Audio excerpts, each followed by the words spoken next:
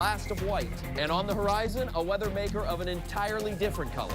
Schools forced to make another call. ABC 7 crisscrossing the area, recapping a school week that mostly wasn't. You don't often see something this senseless. The book now closed on one of the most vicious killings the DMV has ever seen. 24 hours of torture and murder. Evil, I guess. Today, the mansion murderer learning his fate. Now, ABC 7 News at 4, on your side.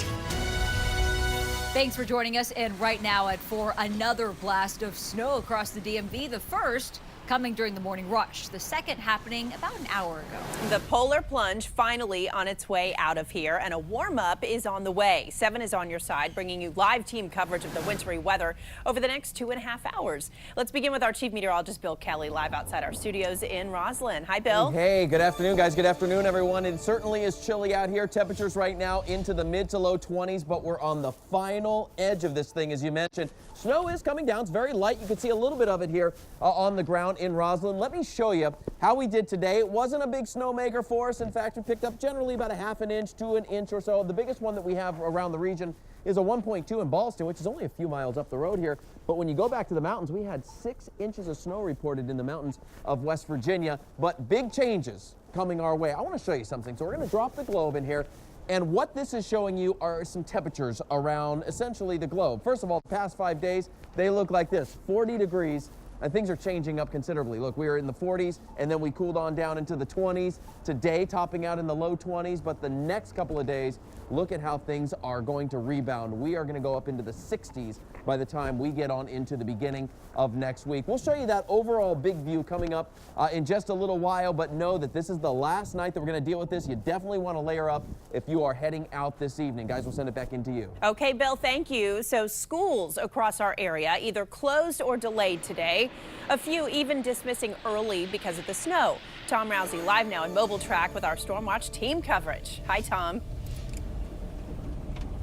Hey, Allison, we're here in Rockville. Let me show you what the roads look like back in the neighborhoods. To be perfectly honest with you, not too bad at the moment. The crews have been out and a lot of the snow has melted. That said, schools like Wjla Elementary here, which you're going to see, you see the sign for it there, and as we turn right, there's a few cars there, but there are no students inside because Montgomery County and Prince George's, they called off early today.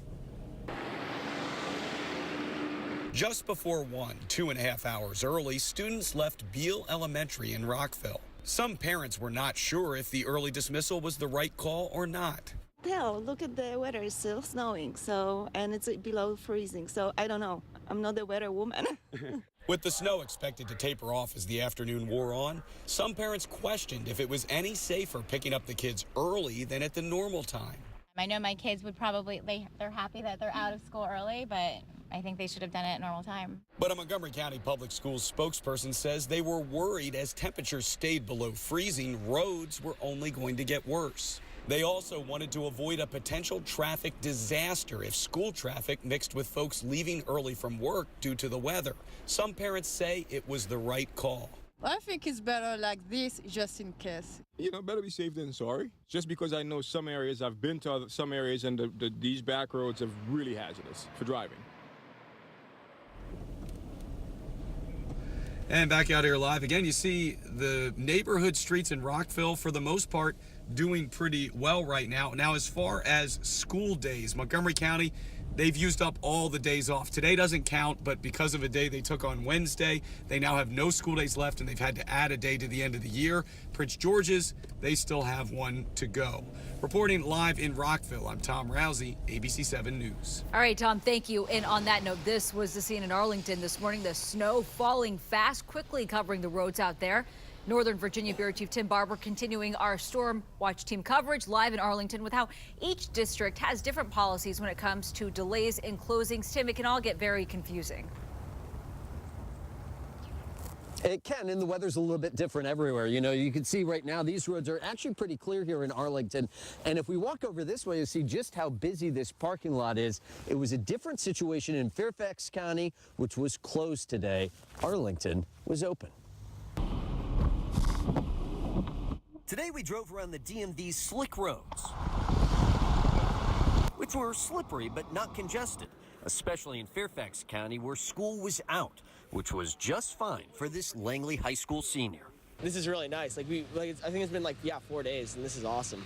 I'm really happy. Fairfax County Public Schools may have canceled 4 days this year, but next door in Arlington County, the Levy kids had to go to class. Some days it's been not even snowing and we've had school off, but it's really coming down. It was probably the right call. I think the accumulation wasn't that bad. I think it was a little bit of a disruption in the morning, but not too bad. Virginia school districts must have at least 180 school days a year. And that's just fine with Erin Smithers, who grabbed food for the Super Bowl while her kids were in class. They've had some delayed days already this week, and they got to get some learning in sometime, right? And because there was snow this morning, the county did have a 2-hour delay here in Arlington. Obviously, some parents love that, some parents don't, but you can't please everybody. Reporting live in Arlington, Tim Barber, ABC 7 News. Tim, thank you. This harsh winter weather and record-breaking deep freeze has turned deadly. At least 20 deaths from it all across the country. It includes a FedEx worker found dead at a delivery hub in Illinois. 40 million Americans were trapped in sub-zero temperatures this week, but this weekend, as Bill mentioned, Chicago and other parts of the Midwest could see a nearly 80-degree swing as temperatures start to climb. Big changes coming our way. 7 always on your side whenever winter weather hits. You can find the latest forecast, school delays or closings, and traffic alerts right on your phone with the free Stormwatch 7 app.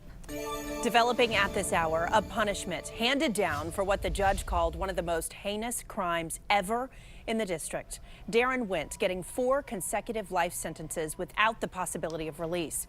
ABC 7's Stephen Cheetah has covered this crime from the beginning. He is live now with the emotional statements that were read in court today. Stephen? Allison, read and spoken in court today. We heard from a number of friends and family members of the victims in this horrific crime, including the 2 surviving daughters of Sava and Amy Savopoulos. They described themselves now as orphans and elaborated on the pain they live with every day. Darren Wint took hope from his 4 victims after 24 hours of torture. Today, the judge took Wint's hope of ever being free. To do what he did to 4 people, including a 10-year-old boy, I think is just beyond words. I can't imagine what those parents were going through. Wealthy industrialist Sava Savopoulos, wife Amy, 10-year-old son Philip, and beloved housekeeper Vera Figueroa, taken hostage, tortured, and murdered, despite Sava Savopoulos arranging a $40,000 ransom.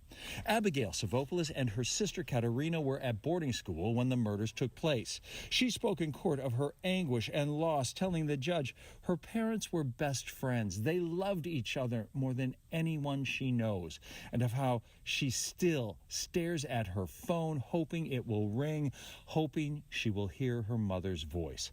Katerina Savopoulos sent the judge a letter describing her trauma, lingering fear, and loss. She wrote of Philip, forever 10, bright, full of promise. She wrote, "He was my baby brother. We loved each other. I miss him." Wint, in an orange jumpsuit, sat motionless throughout the heart-rending statements. He did appear at one point to dab something from his eyes. Prosecutors doubt they were tears. There's no remorse in his mind. He thinks he's a victim in all of this somehow. Evil, I guess. No one from Vera Figueroa's family addressed the court, but the 2 Savopoulos daughters both referenced her, saying that Vera Figueroa was a constant in their lives, a source of comfort, guidance, and love. Reporting live, Stephen Cheetah, ABC 7 News. Thank you, Stephen. Breaking right now in Prince George's County, a man shot and killed in a parked car on Deal Drive. That's in Oxon Hill, just outside the D.C. line and a couple miles north of National Harbor. There's no information about a potential